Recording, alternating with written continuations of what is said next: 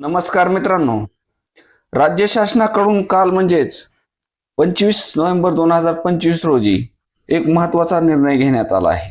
यामध्ये राज्य शासनाकडून अतिवृष्टीमुळे राज्यातील शेतकरी संकटात सापडल्यामुळे अनेक शेतकऱ्याची पिके वाहून गेली आहेत. अशात आता राज्यातील शेतकऱ्यासाठी सर्वात आनंदाची बातमी राज्य सरकारने कर्जाविषयी हा मोठा निर्णय घेतल्याने मिळाली आहे.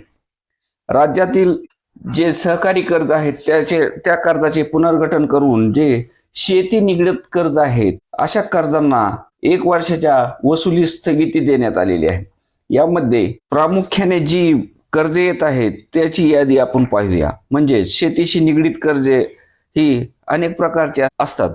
शेतकऱ्याच्या गरजेनुसार बँका आणि सरकारी संस्थांकडून ही कर्ज दिली जातात. यामध्ये हंगामी पिकासाठी लागणारा खर्च भागवण्यासाठी बी बियाणे खत मजुरी देण्यासाठी बहुतेक शेतकरी हे कर्ज घेतात. त्याबरोबरच गाय बैल खरेदी, म्हैस खरेदी, डेअरी शेड बांधकाम, खाद्य व्यवस्थापन, ट्रॅक्टर, मणीयंत्र, rotavator, spray pump, harvester, pipeline, ठिबक तुषार, विहीर खोदणे, borewell, pump set, solar pump, pipeline, पाण्याची टाकी, डाळिंब, द्राक्ष, आम्रबाग, आंब्याची बाग, ऊस, केळी, पपई, नेट हाऊस, पॉली हाऊस, शेतीतील दीर्घकालीन गुंतवणुकीसाठी कर्ज घेतली जातात. नवीन शेती जमीन खरेदीसाठी ही काही बँका ह्या कर्ज देतात.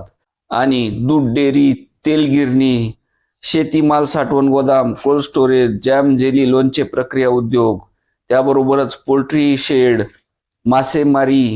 मासेमारीची साधने, बकरा पालन, शेळी पालन आणि नाबार्ड मार्फत सबसिडी असलेली कर्ज इत्यादी कर्ज हे शेती निगडीत कर्जामध्ये येतात. या कर्जांना आता 1 वर्षाची वसुलीची स्थगिती राज्य शासनाकडून देण्यात आलेली आहे. या निर्णयामुळे राज्यातील लाखो शेतकऱ्यांना मोठा दिलासा मिळाला आहे. आगामी स्थानिक स्वराज्य निवडणुकीच्या पार्श्वभूमीवर राज्य सरकारने शेतकऱ्यांना ही मोठी खुशखबर दिली असली तरी मात्र शेतकऱ्यांना संपूर्ण कर्जमाफी मिळावी ही शेतकऱ्याची मागणी आहे.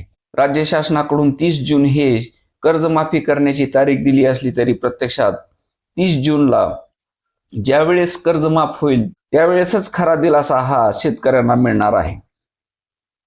धन्यवाद.